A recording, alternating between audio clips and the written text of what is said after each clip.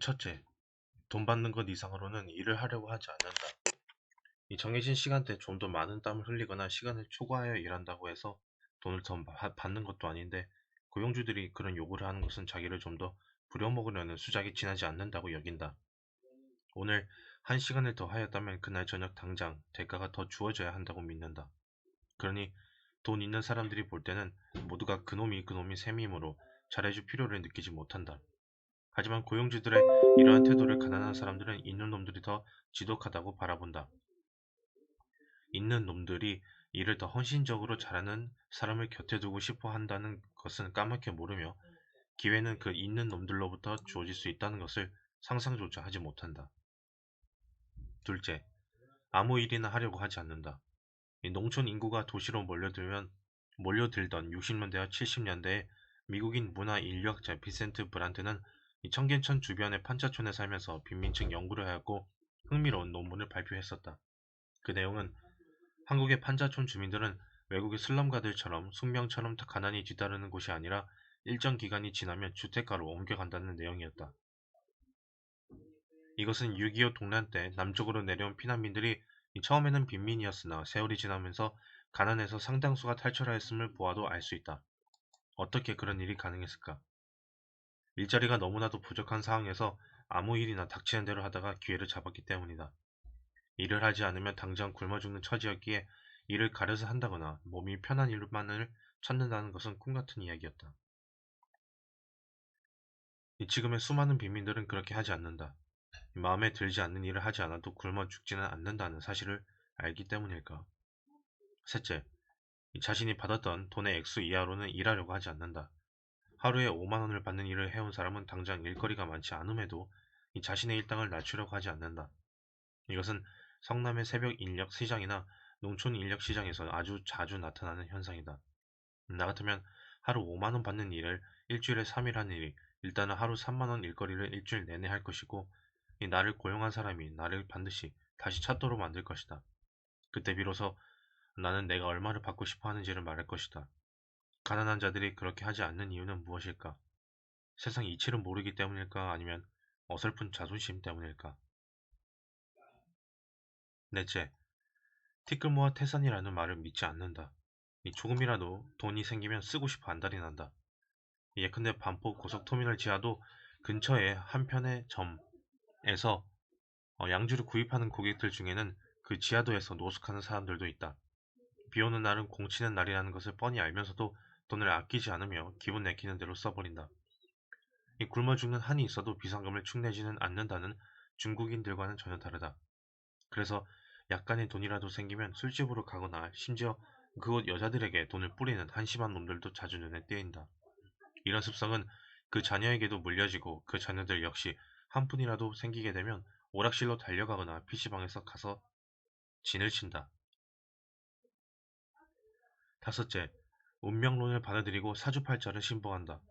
이 정주영은 무엇을 해서도 부자가 될 팔자였지만 이 자신은 뭘 해도 마찬가지라고 생각한다. 다른 사람들은 고무신을 신고 달려도 신이 벗겨지지 않지만 자신은 워커를 신고 뛰어도 신이 벗겨져 넘어질 팔자이며 부자 될 사람은 따로 정해져 있다고 믿는다.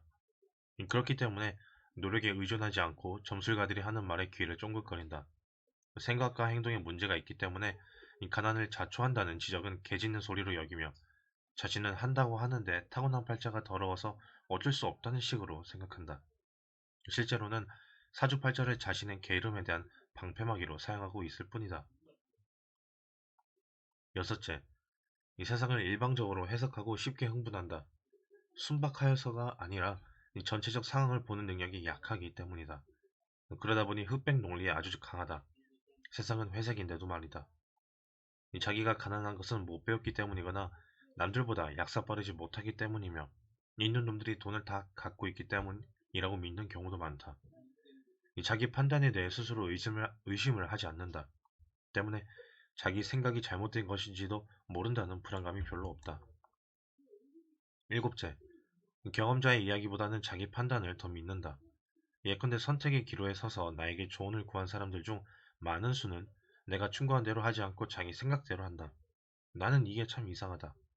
그렇게 할 것을 왜 아까운 내 시간을 허비하게 만드는지 이해가 가지 않는다는 말이다.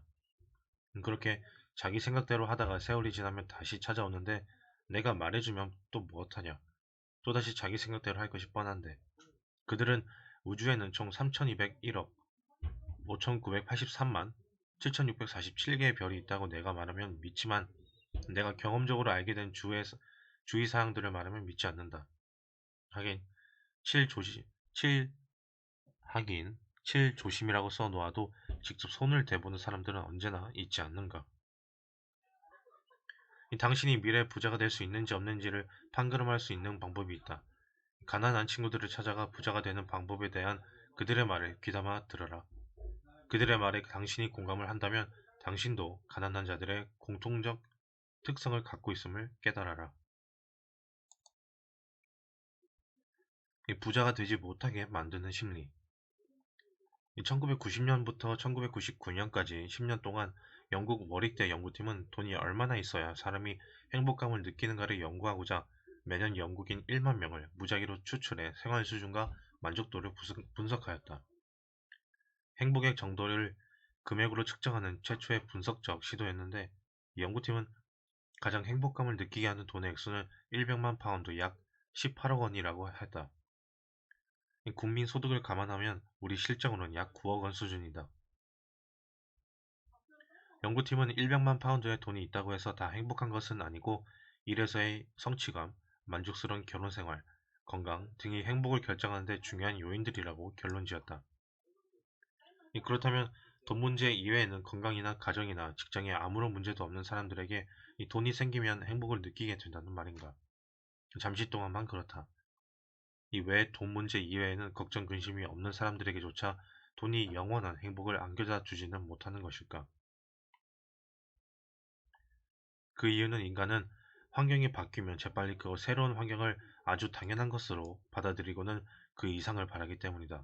이른바 당연 심리이다. 이 전세를 살던 사람이 자기 집을 하려는 때 기쁨이 몇 년 못 가는 것과 마찬가지다. 시간이 지나면 더 많은 것을 원하게 된다. 게다가 행복은 상대적인 성격을 갖고 있다. 우리는 독립적인 행복을 원하는 것이 아니라 주변의 다른 사람들보다 더 행복해지기를 원한다. 비교 심리이다.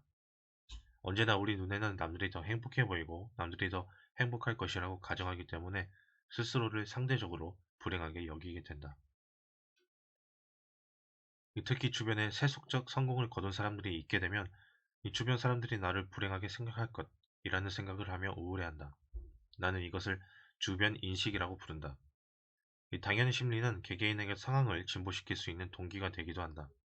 내가 나쁘게 보는 것은 비교 심리다.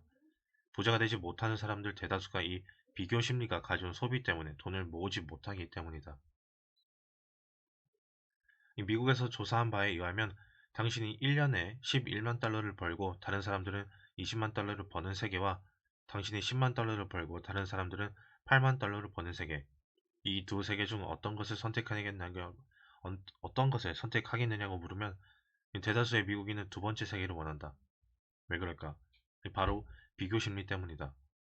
예를 들어 이웃집에서 차를 갖고 있으면 나도 차가 있어야 비슷한 행복을 누린다고 믿는다. 그래서 좀 무리를 하더라도 기어이 차를 사고야 한다. 이 추석이나 여름 휴가 때 중고차 값이 오르는 이유도 사람들에게 비교 심리가 있기 때문이다. 남들 다 자가용 타고 가는데 우리도 그래야 되지 않느냐는 것이다. 게다가 나에게 차가 없으면 남들이 나를 불행하다고 볼까봐 두려워한다. 주변 인식이다. 마치 남들에게 보이기 위해 사는 사람들 같다. 물론 이러한 심리들은 자기가 현재 이 사회에서 잘 나가고 있는지를 평가할 수 있는 방안으로서 이 스스로를 주변 사람들과 상대적으로 비교하는 심리적 방안으로 볼 수 있다. 그러나 그 내면 깊은 곳에는 인간이 주변 사람들의 느끼는 시기심이 생각보다 크게 자리 잡고 있다. 결혼을 코앞에 둔 남녀가 종종 갈라서는 이유 역시 부모들과 당사자들의 비교 심리와 주변 인식에 있다. 누구네 집 며느리는 이러이러한 혼수를 해왔는데 누구누구는 예물로 다이아 1캐럿을 받았는데 누구누구는 시댁에서 아파트를 사주었는데 왜 나는 전세냐? 요즘 세상에 누가 20인치 TV를 보냐? 30인치는 돼야 한다 등등의 모든 갈등이 다 남들에게 지고 싶어 하지 않는 시기심이 빚어낸 것들이다. 그러다 보니 돈이 모일 겨를이 없다. 수입이 조금만 늘어도 쓰고 싶어 안달이 나며 빚까지 진다. 남들이 가진 것들을 자기도 갖고자 하기 때문이다.